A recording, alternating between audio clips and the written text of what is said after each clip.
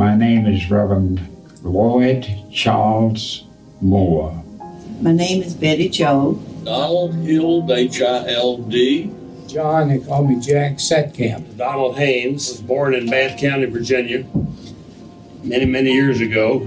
I always had a little gypsy in my soul, and I wanted to travel, and being one of 4 children, we really couldn't afford for me to go to Europe, and I didn't even know where the Philippines were. When I was in high school, I was dating a young lady who had a sister who was married to a master sergeant in the Marine Corps.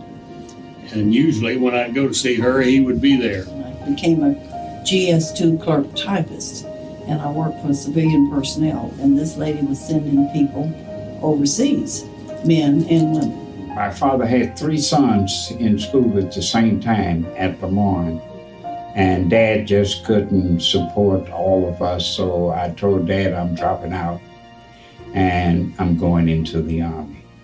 And we only did 6 weeks boot camp, and they put us on a ship.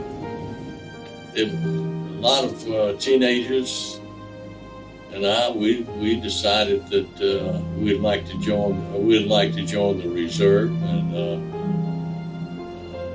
just getting out of high school. I did get offered the job, and then I had to make a very quick decision about going and leaving my family because I knew it was for 2 years. I had gone through length in the Navy, and they put me in the steward's branch. And steward's branch was kind of a segregated branch in the Navy, and that's where most of the blacks were assigned to as a steward. And I didn't like that. I wanted to advance through the military. That's why I picked the Army. And so I went on ship as a machinist mate down in, cleaning up 2 or 3 years of the junk that was laying around. We got it running and took off for Korea. Being in the Officers Candidate School, I'd been cleared to handle secret and other kind of material, and they needed somebody like that.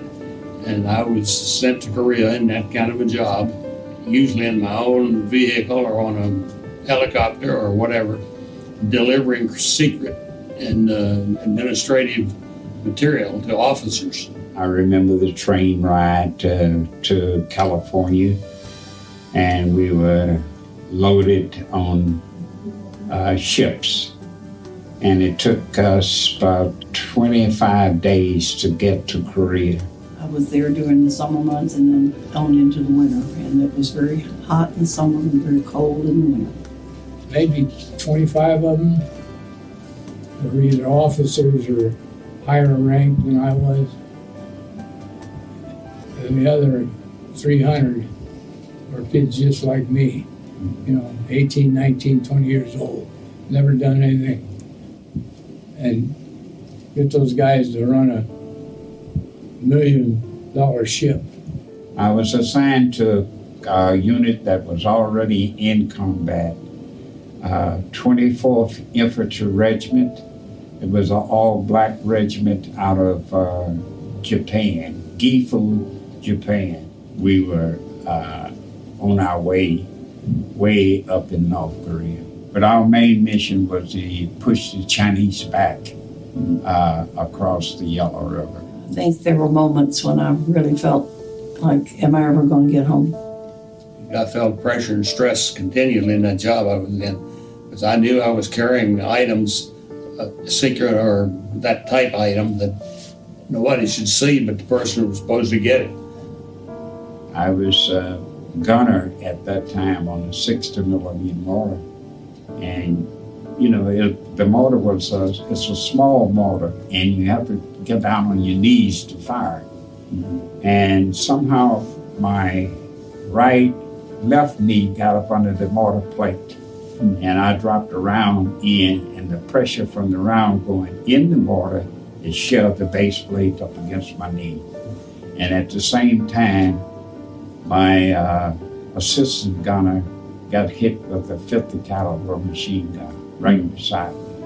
When you're in a flotilla or whatever ships, you know, they can see in the daytime. In the nighttime, they can't see you unless you have running lights. You know, you have a green one for one side of the ship and a red one for another side of the ship, and then you have one up on a mast, which is red, and the red one burn out. So I halfway volunteered to go change it. I wasn't really too sure that time. We were in a hurricane. So the mast is 40 feet high. So they put all these belts on me, just like in the movies, you know. 10 guys on ropes. I went up the ladder and screwed a light bulb in, put the cap back on, came back down. I was up in North Korea when the communists came into the operation and surrounded us. I was issued a rifle and told, like, we're going to fight our way out of here, which we did. I was hit with shrapnel and evacuated to battalion aid station. And at that particular time, trying to make it back to the aid station, I fell off a cliff about 200 feet. And I damaged my back also and my right forearm. And I spent about almost 3 weeks in the hospital in Busan, Korea. My duty ended because orders came down for them to integrate. And they pulled us completely off of the line, retired our unit.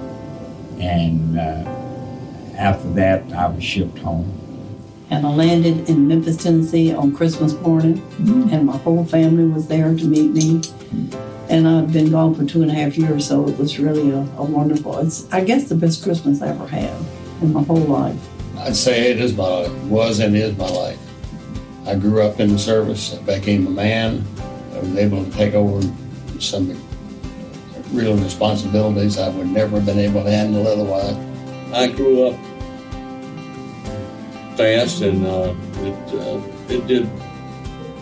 I remember a lot of good things. I progressed. I was making rank real fast in the military, and I enjoyed being in the military. Being a non-commissioned officer is a wonderful thing. I really enjoyed it.